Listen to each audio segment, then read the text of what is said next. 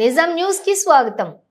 నారాయణపేట జిల్లా మాగనూరు ప్రభుత్వోన్నత పాఠశాలలో మధ్యాహ్న భోజనం వికటించి మహబూబ్ నగర్ జిల్లా కేంద్రంలోని ప్రభుత్వ జనరల్ ఆసుపత్రిలో చికిత్స పొందుతున్న విద్యార్థులను పరామర్శించిన మాజీ మంత్రి వర్యులు శ్రీ వి శ్రీనివాస్ గౌడ్ మరియు చిట్టెం రామ్మోహన్ రెడ్డి విద్యార్థులతో మాట్లాడి వారి యొక్క ఆరోగ్య పరిస్థితిని అడిగి తెలుసుకోవడం జరిగింది. ఫుడ్ పాయిజన్ తోటి అస్వస్థతలో ఉన్నటువంటి విద్యార్థులకు ఈ రోజు కూడా పురుగులతో కూడినటువంటి టిఫిన్ పెట్టారని విద్యార్థుల యొక్క తల్లిదండ్రులు వాపోయారు.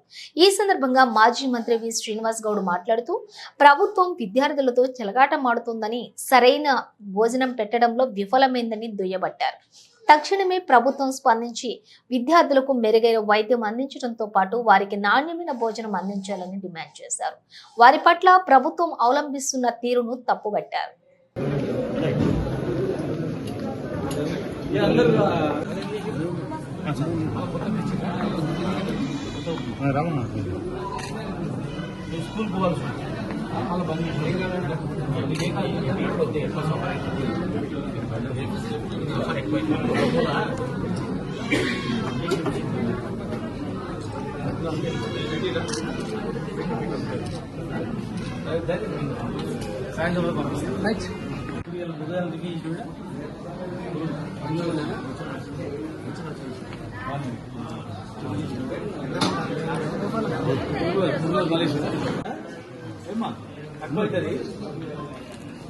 తక్కువైతుంది మన స్కూల్ పోవాల్సింది ఏమంటున్నా 10 సర్టిఫికేట్ పెట్టుకోండి అర్థం పెట్టుకోండి.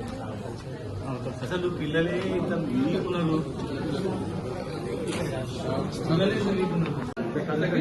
అడ్డం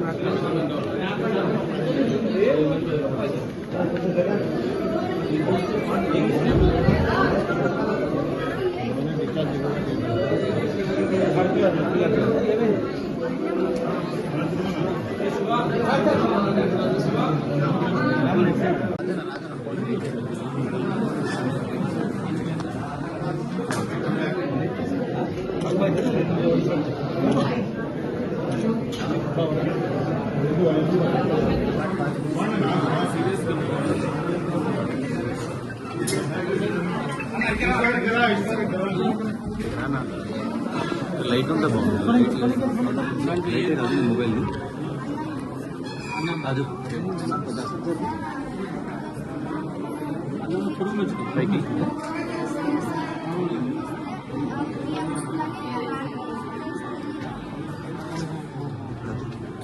మంచిగా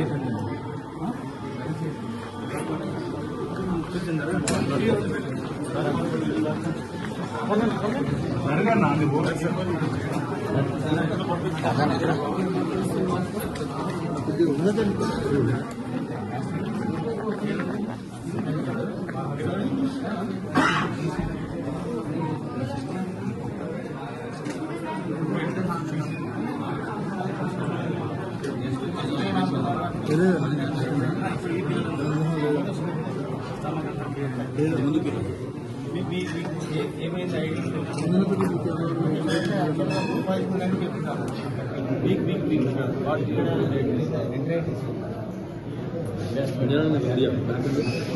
పురుగులు తినమా? నువ్వేం తిన్నావమ్మా?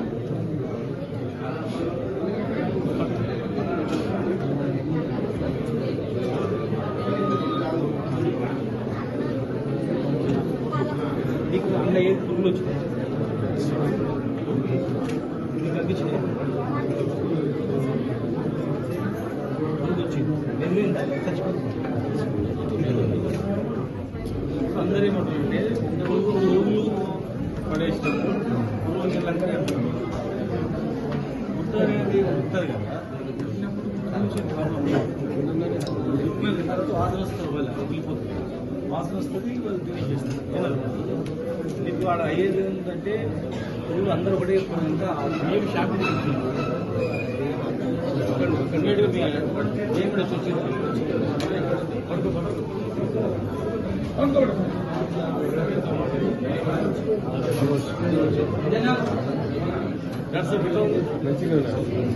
ఆ పేషెంట్ ఏమైంది? ఇప్పుడు వీళ్ళు రావడమే ఫుడ్ పాయిజనింగ్ అయి వచ్చింది. మళ్ళీ వీళ్ళు ఉదయం టిఫిన్ కూడా బాగాలంట కదా, అందులో కూడా పురుగులు వచ్చినాయండి. ఉదయం టిఫిన్ తిన్నారు ఏమన్నారు బయట పురుగులు అండి వీళ్ళ టిఫిన్లో వీళ్ళు రావడమే ఫుడ్ పాయిజనింగ్ కేసు మళ్ళీ ఈడ టిఫిన్లో మళ్ళీ పురుగులు అండి అది ఉన్నది పెట్టుకోవాలి కదా ఫోటోస్ ఉన్నాయా ఇంత దుర్మార్గం సార్ ఇది చిత్రం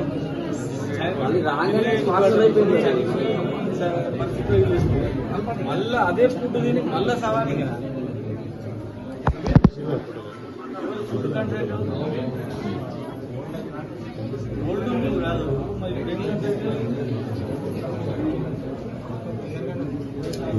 అన్ని లాభాలు చెప్తారా ఒక్కరు కాదు ఉదయం చూస్తున్నాడు ఉదయం టిఫిన్ ఇచ్చిపోయిందా ఏముందా వచ్చింది అదే వచ్చింది అది అప్పుడే పెట్టుకుంటుంది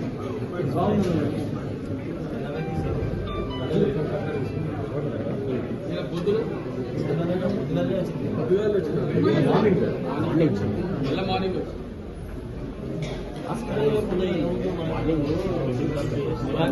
సార్ అదే టెండర్ క్యాన్సిల్ చేస్తారా ఏం చేస్తారో చేయండి యాక్షన్ తీసుకోండి సాక్ష్యం ఉంది మీరు మొత్తం సాక్ష్యాలన్నీ పొందబెట్టేశారు కనపడకుండా మీకేం సంబంధం సార్ పెట్టేది ఉంటుంది మీరు అట్లా పోవాలి ఏదైనా టిఫిన్ చేసినావా పురుగులు చూసినావు అన్ని కూడా చూసినా పురుగులు వచ్చింది తిన్నావా అదే పడేసింది తినాలి వచ్చిందా నిజమేనండి ఏమొచ్చింది చెప్పు బాబు గట్టి గట్టి పెద్ద ఉంది సార్ వైట్ కలర్ లో పురుగు వచ్చింది సార్ పెద్ద ఉంది సార్ వైట్ కలర్ లో పురుగు వచ్చింది సార్ పొద్దు కదా హాస్పిటల్ నిన్న స్కూల్లో వైట్ రైస్ తిన్నాను సార్ పాలకూర పప్పు ఎగ్ తిన్నాను సార్ రైస్ నిన్న ఫుడ్ పాయిజనింగ్ కలిసి ఇప్పుడు ఈ హాస్పిటల్ కూడా పురుగు వచ్చింది నువ్వు చూసినాం నువ్వు రా బాబు కట్టి ఏడా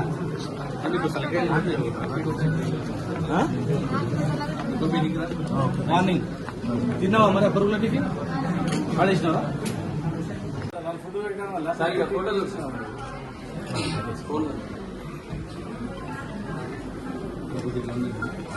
నల్లగా అనిపించి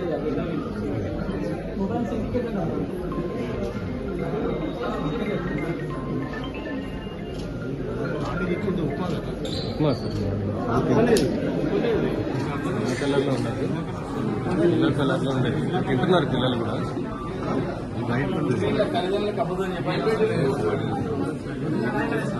ఏ కలర్ అంటే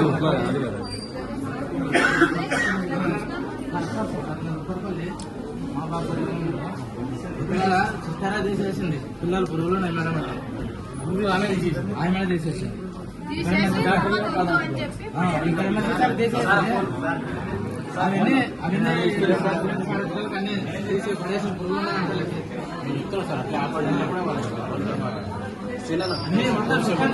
అంటే ఇక్కడ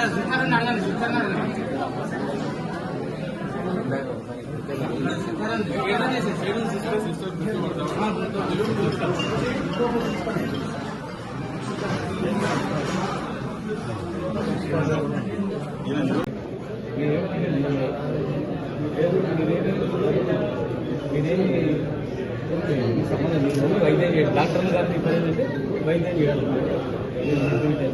బిగ్గెస్ట్ ఫాల్ట్ ఎవరు ఫాల్ట్ చేస్తే వాళ్ళు బాధ్యత తప్ప మీకేం బాధ్యత లేదు ట్రీట్మెంట్ చేయడం వరకే వాళ్ళు వచ్చింది ఫుడ్ పాయిజనింగ్ చేసుకొచ్చింది వచ్చింది అంతే కదా ఆ పురుగులు మీకు కనిపించినప్పుడు అది ఎట్లా పెట్టేది పడేది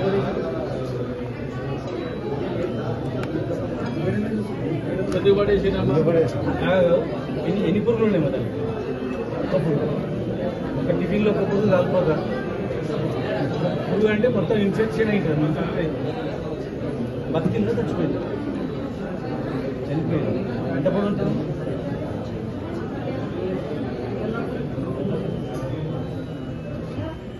ఇప్పుడు అక్కడ కూడా ఈ ఫుడ్ పాయిజనింగ్ అక్కడ కూడా పురుగులు వచ్చిన అన్నం తినడానికి ఇక్కడ వచ్చి ఇక్కడ డాక్టర్ సార్ ఆడ పురుగులన్నం తిని ఫుడ్ పాయిజనింగ్ అయ్యి ఇక్కడికి వచ్చింది. మళ్ళీ ఈడికి వచ్చిన తర్వాత రాత్రి చేయనండి, ఇప్పుడు వచ్చిన తర్వాత మళ్ళీ పురుగులన్నమే పురుగుల టిఫిన్ పెట్టాను. అట్లీస్ట్ ఎందుకు వచ్చిండు వీళ్ళు ఫుడ్ పాయిజనింగ్ అని? ఇప్పుడు వచ్చే ఫుడ్ అన్నా కంటామినేటెడ్ కానీ ఫుడ్ వేయడానికి కొంచెం డైటీషియన్ చూసుకోవాలి, మంచి ఫుడ్ పెట్టాలి. చిల్డ్రన్స్ కదా, ఇంకా జాగ్రత్త చూసుకోవాలని కూడా. మళ్ళీ వీళ్ళు ఆ పురుగులన్నం వచ్చి మళ్ళీ ఏ పురుగులన్నం పెట్టేవాడు. అది మా సిస్టర్ చూసింది, అందరూ చూసి విద్యార్థి కళ్ళు చెప్తారు బయట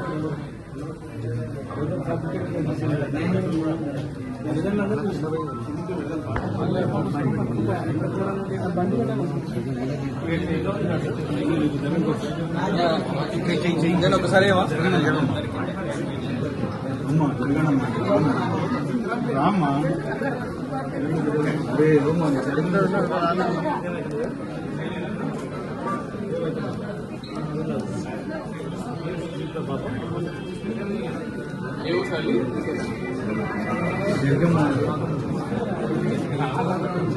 మళ్ళీ అక్కడ జరిగినప్పుడు ఏదైనా అట్లే తీసుకుని స్కూల్కి పోవాలి బాబు.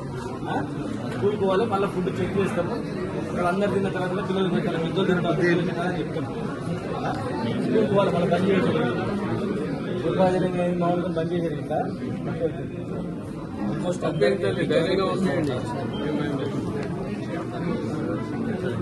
మాకు బాధ ఏంటంటే ఫుడ్ పాయిజనింగ్ ఇచ్చింది.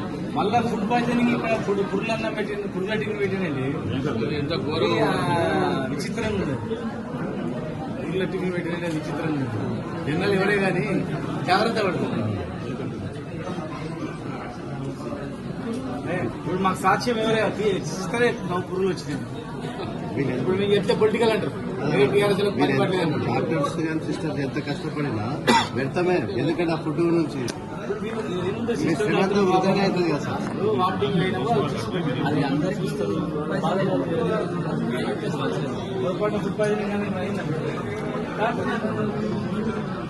ప్రాణం పోసినప్పుడు దేవుడు అంటారు, చాలా ఇబ్బంది మంచిగా మర్చిపోతుంది.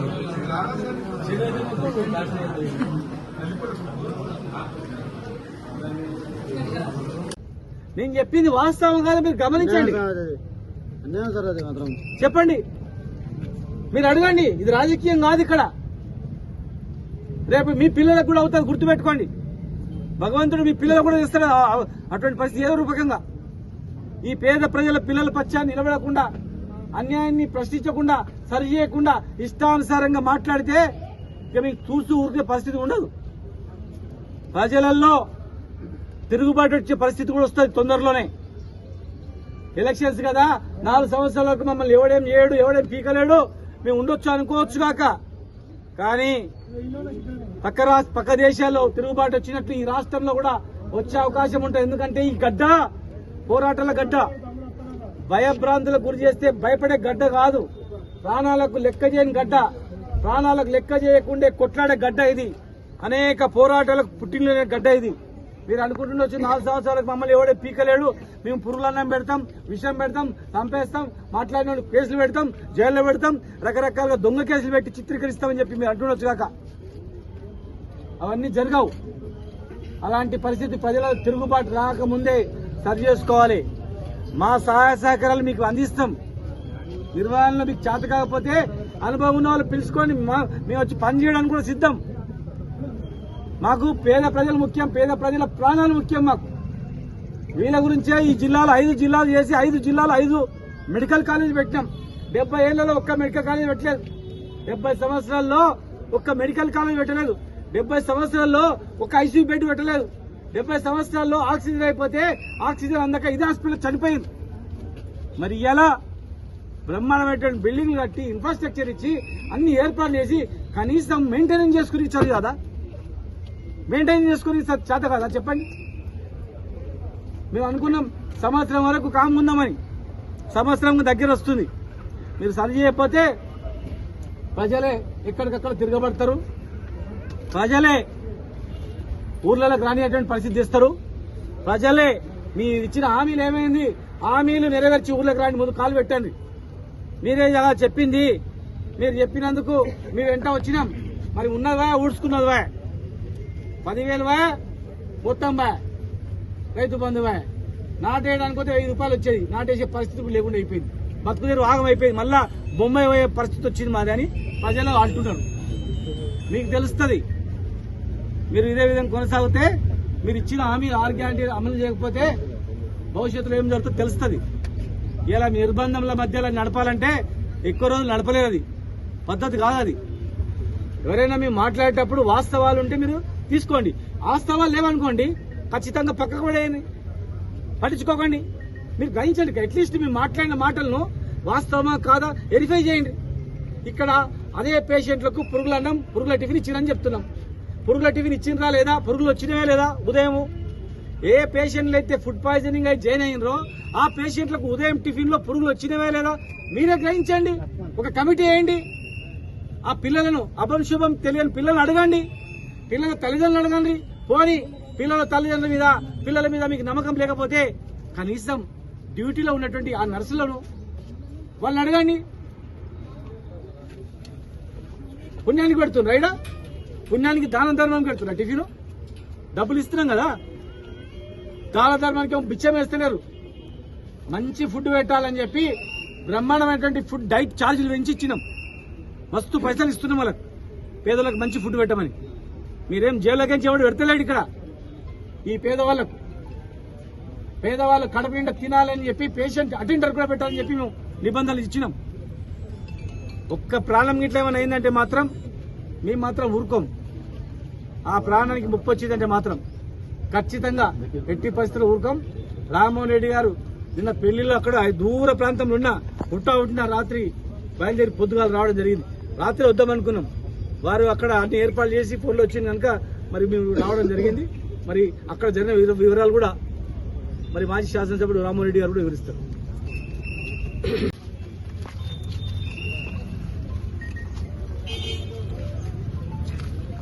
మీడియా మిత్రులందరికీ నమస్కారం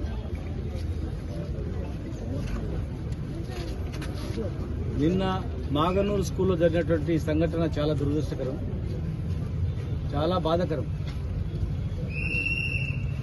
ప్రతిరోజు గురుకులాలలో హాస్టల్స్లలో ఫుడ్ పాయిజనింగ్ అయి చనిపోతున్నారని చెప్పి దాదాపు ఒక 60 మంది చనిపోయింది ఇప్పటి వరకు 50-60 మంది చనిపోయిందని చెప్పి ఒక లిస్టుతో సహా మొన్ననే పబ్లిష్ అయింది మరి ఇంత జరుగుతున్నా కూడా కనీస జాగ్రత్తలు పాటించకుండా చిన్న పిల్లల పెట్టే ఫుడ్లో కూడా ఆహారంలో కూడా మరి దాదాపు 550 మందికి ఫుడ్ పాయిజనింగ్ ఏంటంటే పొరపాటున అంతమంది చనిపోయింటే వాళ్ళ తల్లిదండ్రుల పరిస్థితి ఏంది ఎవరు బాధ్యులు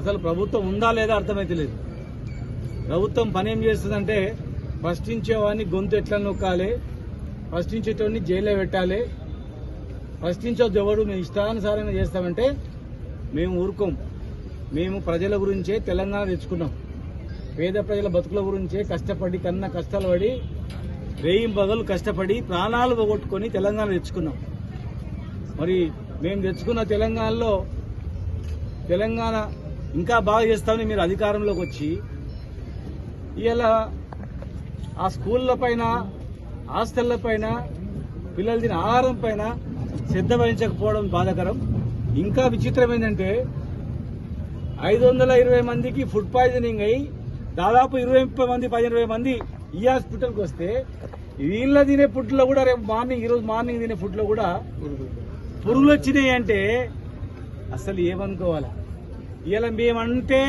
ఇగో వీళ్ళు ప్రతిపక్ష నాయకులు ఉట్టేనే దుమ్మెత్తి పోస్తున్నారు అంటారు మీ ముందరనే అక్కడ నర్సుని అడిగినాం సిస్టర్ అమ్మని అడిగినాం ఏం జరిగిందమ్మా అని ఈ పేషెంట్లు ఎవరంటే వీళ్ళు ఫుడ్ పాయిజనింగ్ అయి వచ్చిండ్రు ఇక్కడికి మరి మార్నింగ్ ఏం జరిగిందంటే వీళ్ళు తినే ఫుడ్లో కూడా పురుగులు వచ్చినాయి టిఫిన్లో పురుగులు వచ్చినాయి నేనే తీసి పడేసినాను చిన్న పిల్లలు వాళ్ళు అబద్ధం చెప్పాల్సిన అవసరం లేదు 10 సంవత్సరాలు 6 సంవత్సరాల పిల్లలు వాళ్ళు పిల్లల్ని అడిగినాం ఏమైందని ఆ పిల్లల్ని అడిగితే ఆ పిల్లలు చెప్తా ఉన్నారు ఉదయం పురుగులు వచ్చినాయని నిన్నేమైందంటే నిన్న పురుగులు వచ్చినాయని మరి వీడికి ఎందుకు వచ్చిందంటే పురుగులన్నం తిని మాకు ఫుడ్ పాయిజనింగ్ అయ్యి అందరం కక్కుడ కాళ్ళకి అయిపోయి పడిపోయినాము ఇది తీసుకొచ్చిర్రు మళ్ళా ఉదయం చూస్తే మేము తినే టిఫిన్లో మళ్ళా పురుగులు వచ్చినాయి అని చెప్పి.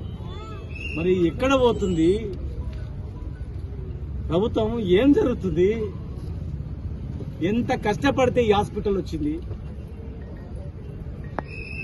ఇక్కడ గర్భిణీ స్త్రీలు కూర్చోవడానికి చెట్ల కింద కూర్చుంటే అప్పుడప్పుడే వారం రోజుల షెడ్ వేయించినాం, కూర్చోడానికి కుర్చీలు ఇప్పించినాం, వాళ్ళకు భోజన వసతులు ఏర్పాటు చేసినాం. ఆక్సిజన్ సిలిండర్లు లేవంటే ఆక్సిజన్ ప్లాంటే పెట్టినాం. ఇక్కడనే 2 పెద్ద ప్లాంట్లు పెట్టి డైరెక్ట్ ఆక్సిజన్ ఇచ్చేట్టు ఏర్పాటు చేసినాం. ఒక్క ఐసీయూ బెడ్ లేకుండే 165 ఐసీయూ బెడ్లు చేసినాం. ఆక్సిజన్ ఒక్క బెడ్ లేకుండే డైరెక్ట్ గా ఆక్సిజన్ ఆడ వరకు వచ్చేటట్లు 550 ఆక్సిజన్ బెడ్లు ఇచ్చినాం. ఇంకా పేదలు బతకాలని చెప్పి మొన్నటి వరకు హైదరాబాద్ లో గాంధీ ఉస్మానియా 2 హాస్పిటల్ ఉండేది. కానీ ఈ మహబూబ్ నగర్ లో కూడా ఇంకో పెద్ద హాస్పిటల్ కూడా కట్టిన. పేదల గురించి పైసలు ఉన్నాడు ప్రైవేట్ లో పోతాడు, పేదోడు ప్రైవేట్ లో పోని వాళ్ళు గవర్నమెంట్ లో ఉండాలని చెప్పి పెద్ద హాస్పిటల్, అది కూడా పెద్ద మహల్లా కట్టినాం, పెద్ద బిల్డింగ్ కట్టినాం. వాళ్ళకి మేము ఇంత ఇన్ఫ్రాస్ట్రక్చర్ ఏర్పాటు చేస్తే కనీసము నిర్వహణ కూడా చేసుకోకపోతే ఎట్లా? మంచినీళ్ళు ట్యాంకులు కట్టి నీళ్ళు ఇస్తే కనీసం నీళ్లు ఇప్పుకోలేకపోతున్నారు. రోజు నీళ్ళు ఇచ్చే పరిస్థితి ఉన్నారు, నీళ్లు చేసుకోలేకపోతున్నారు. కరెంటులు అన్ని పెడితే కరెంటు చేసుకోలేకపోతున్నారు. ఇలా చిన్న పిల్లలకు తినే ఆహారం మండలానికి ఒక గురుకులం ఏర్పాటు చేసుకున్నాం. ఈ జిల్లాలో కొత్తగా 20-30 గురుకులాలు తెచ్చుకున్నాం. పేదలు తినాలి, చదువుకోవాలి, బాగుపడాలని. ఇవాళ గవర్నమెంట్ స్కూల్లో చదవాలంటే భయపడే పరిస్థితి వచ్చింది, హాస్టల్ అంటే భయపడే పరిస్థితి వచ్చింది. హాస్టల్ సీటు గురించి మేము ఎవరం పోయినా మాకు సీటు కావాలి గురుకులాలు పెద్ద పోటీ ఉండేది. కానీ ఇవాళ పరిస్థితి చూస్తే మళ్ళా గురుకులాల మన పిల్లలని జాయిన్ చేస్తే వాడు ఏం ఫుడ్ తింటాడో ఉంటాడో వస్తాడో ఏంటైనా వద్దు, ఇంటికాడనే పెట్టుకున్న వాడు చదువు లేకుంటే పరిస్థితికి వాళ్ళు చేస్తా ఉన్నారు. ఇమ్మీడియట్ గా మేము చెప్తా ఉన్నాం, నిన్న జరిగిన బాధ్యులపైన కూడా విచారణ జరిపించాలి. మళ్ళా ఈ జిల్లాలో ఈ రాష్ట్రంలో పునరావృతం కాకుండా ప్రభుత్వం బాధ్యత వహించాలి. ఇక్కడ ఈ హాస్పిటల్లో మీ కళ్ళ ముందరనే ఈ ఫుడ్ పాయిజనింగ్ అయిన వాళ్ళకి మళ్ళీ ఫుడ్ పాయిజనింగ్ అయ్యేటట్టు పురుగుల టిఫిన్ ఇచ్చిర్రు అంటే ఆ పిల్లలు చూసి డాక్టర్లకు చెప్పి నర్సులకు చెప్పి ఆ పడేసిరంటే పొరపాటున తింటే మళ్ళీ ఏమైపోతుంది? ఇంత నిర్లక్ష్యం ఉంటుంది ఎక్కడని చెప్పండి. అక్కడ ఫుడ్ పాయిజనింగ్ ఇక్కడ వస్తే ఇక్కడ ఫుడ్ పాయిజనింగ్ అయ్యేటట్టు మళ్ళీ ఆహారం పెట్టడం కనీసం గంత జాగ్రత్తలు కూడా చూడరా? మేము మాట్లాడితే ఇక వీళ్ళు కావాలని మాట్లాడుతున్నారు. ఇక మేము ప్రాణాలు పోతుంటే కూడా ఊరుకోవాలని చెప్పండి. ఇది ఎక్కడి న్యాయం చెప్పండి? పేద ప్రజలు గమనిస్తున్నారు అంతా. మేము మాట్లాడే దానిలో వాస్తవాన్ని గ్రహించండి. ఎవడు మాట్లాడుతున్నాడు వాడి మీద ఏం చేద్దాము, ఏం ప్లాన్ చేద్దాము, అది కాదు మీకు చేయాల్సింది. మీకు దేవుడు మీకు మంచి అవకాశం ఇచ్చింది. ప్రభుత్వం 10 ఏళ్ల తర్వాత మీకు అధికారం వచ్చింది. కనీసం మీ 5 ఏళ్లలో పబ్లిక్ తిట్టు తిరగకుండా పని చేసుకుంటే మీకు మంచిది. లేకపోతే మీరు ఇదే విధంగా చేస్తే తిరుగుబాటు వస్తుంది. శ్రీలంకలో ఇంకా వేరే దేశంలో ఇసు తిరుగుబాటు, ఆ రకమైన తిరుగుబాటు వచ్చే పరిస్థితి ఉంటుంది. 500 మంది చచ్చిపోతే ఈ జిల్లాలో ఊరుకోరు. పొరపాటున నిన్న 500 మంది చనిపోయింటే జిల్లా మొత్తం అట్టుడికిపోతుండే, రాష్ట్రం మొత్తం అట్టుడికిపోతుండే. ప్రమాదం తప్పిపోయింది. ఇప్పటికి కూడా ఒక పిల్లోడు ఐసీయూలో ఉన్నాడు. చావు బతుల మధ్యలో కొట్టుబిట్టాడుతా ఉన్నాడు. ఐసీయూలో చావు బతుల మధ్య కొట్టాడుతున్నటువంటి ఐసీయూలో కొట్టుబిట్టాడుతున్నటువంటి పేషెంట్ ఉండగా ఇంకా 15 మంది పేషెంట్లు మాట్లాడలేని స్థితిలో ఉండగా హాస్పిటల్లో కూడా పురుగుల టిఫిన్ ఇస్తారా? నేను చెప్పింది వాస్తవం కాదు, మీరు గమనించండి. చెప్పండి, మీరు అడగండి.